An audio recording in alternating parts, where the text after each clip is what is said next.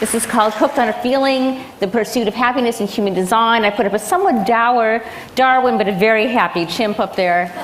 My first point is that the pursuit of happiness is obligatory. Man wishes to be happy, only wishes to be happy, and cannot wish not to be so.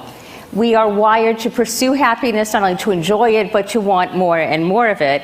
So given that that's true, how good are we at increasing our happiness? Well, we certainly try. If you look on the Amazon site, there are over 2,000 titles with advice on the 7 habits, the 9 choices, the 10 secrets, the 14,000 thoughts that are supposed to bring happiness. Now, another way we try to increase our happiness is we medicate ourselves. And so there's over 120 million prescriptions out there right now for antidepressants. Prozac was really the first absolute blockbuster drug. It was clean, efficient, there was no high, there was really no danger, had no street value. In 1995, illegal drugs were a $400 billion business, representing 8% of world trade, roughly the same as gas and oil. These routes to happiness haven't really increased happiness very much. One problem that's happening now is, although the rates of happiness are about flat as the surface of the moon, depression and anxiety are rising. Some people might say this is because we have better diagnosis and more people are being found out. It isn't just that. We're seeing it all over the world. In the United States right now, there are more suicides than homicides. There's a rash of suicide in China, and the World Health Organization predicts by the year 2020 that depression will be the second largest cause of disability. Now, the good news here is that if you take surveys from around the world, we see that about 3/4 of people will say they're at least pretty happy. But this does not follow any of the usual trends. So, for example, these two show great growth in income, absolutely flat happiness curves. My field, the field of psychology, hasn't done a whole lot to help us move forward in understanding human happiness. In part, we have the legacy of Freud, who was a pessimist, who said that pursuit of happiness is a doomed quest. It's propelled by infantile aspects of the individual that can never be met in reality. He said one feels inclined to say that the intention that man should be happy is not included in the plan of creation. So the ultimate goal of psychoanalytic psychotherapy was really what Freud called ordinary misery. and Freud, in part reflects the anatomy of the human emotion system, which is that we have both a positive and negative system, and our negative system is extremely sensitive. So, for example, we're born loving the taste of something sweet and reacting aversively to the taste of something bitter. We also find that people are more averse to losing than they are happy to gain. The formula for a happy marriage is 5 positive remarks or interactions for every 1 negative. And that's how powerful the 1 negative is. Especially expressions of contempt or disgust. Well, you really need a lot of positives to upset that. I also put in here the stress response. We're wired for dangers that are immediate, that are physical, that are imminent. And so our body goes into an incredible reaction where endogenous opioids come in. We have a system that is really ancient, and that's really there for physical danger. And so over time, this becomes a stress response, which has enormous effects on the body. Cortisol floods the brain. It destroys hippocampal cells and memory, and it can lead to all kinds of health problems. But unfortunately, we need this system in part. If we were only governed by pleasure, we would not survive. We really have 2 command posts. Their emotions are short-lived, intense responses to challenge and to opportunity. And each one of them allows us to click into alternate selves that tune in, turn on, drop out thoughts, perceptions, feelings, and memories. We tend to think of emotions as just feelings, but in fact, emotions are an all-systems alert that change what we remember, what kind of decisions we make, and how we perceive things. So let me go forward to the new science of happiness. We've come away from the Freudian gloom, and people are now actively studying this. And one of the key points in the science of happiness is that happiness and unhappiness are not endpoints of a single continuum. The Freudian model is really one continuum, that as you get less miserable, you get happier. And that isn't true. When you get less miserable, you get less miserable. And that happiness is a whole other end of the equation. And it's been missing from psychotherapy. So when people's symptoms go away, they tend to recur because there isn't a sense of the other half of what pleasure, happiness, compassion, gratitude, what are the positive emotions. And of course we know this intuitively, that happiness is not just the absence of misery, but somehow it was not put forward until very recently, seeing these as two parallel systems so that the body can both look for opportunity and also protect itself from danger at the same time. And they're sort of two reciprocal and dynamically interacting systems. People have also wanted to deconstruct. We use this word happy, and it's a very large umbrella of a term. And there's three emotions for which there are no English words. Fiero, which is sort of pride in accomplishment of a challenge. Schadenfreude, which is happiness in another's misfortune, kind of the malicious pleasure. And Nachlass is sort of pride and joy in one's children. Absent from this list and absent from any discussions of happiness are happiness in another's happiness. We don't seem to have a word for that. We are very sensitive to the negative, but it's in part offset by the fact that we have a positivity. We're also born pleasure seekers. Babies love the taste of sweet and hate the taste of bitter. They love to touch smooth surfaces rather than rough ones. They like to look at beautiful faces rather than plain faces. They like to listen to consonant melodies instead of dissonant melodies. Babies really are born with a lot of innate pleasures. There was once a statement made by a psychologist that said that 80% of the pursuit of happiness is really just about the genes, and it's as difficult to become happier as it is to become taller. That's nonsense.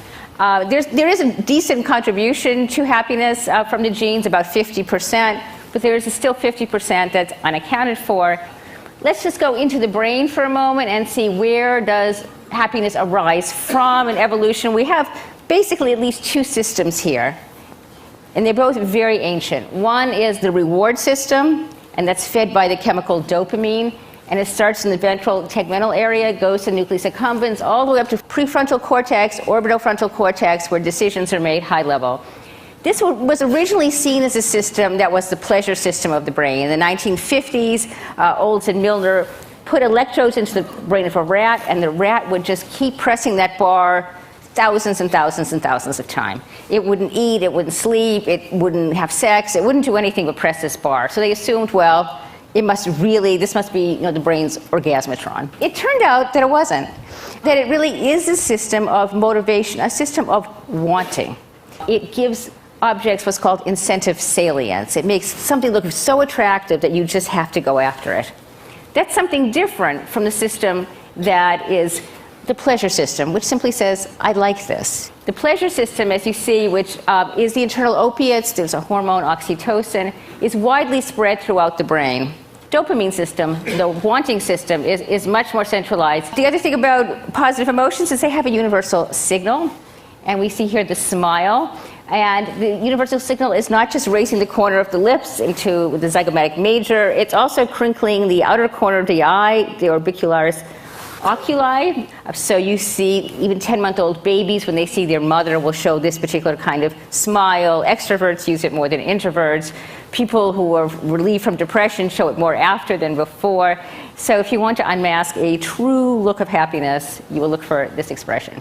Our pleasures are really ancient, and we learn, of course, many, many pleasures, but many of them are based, and one, of course, is biophilia, that we have a response to the natural world that's very profound. Very interesting studies done on people recovering from surgery who found that people who faced a brick wall versus people who looked out on trees and nature, the people who looked out the brick wall were in the hospital longer, needed more medication, and had more medical complications. There's something very restorative about nature, and it's part of how we are tuned. Humans particularly so, we're very imitative creatures, and we imitate from almost the second we were born. Here's a 3-week-old baby, and if you stick your tongue out at this baby, the baby will do the same. We are social beings from the beginning, and even studies of cooperation show that cooperation between individuals lights up reward centers of the brain.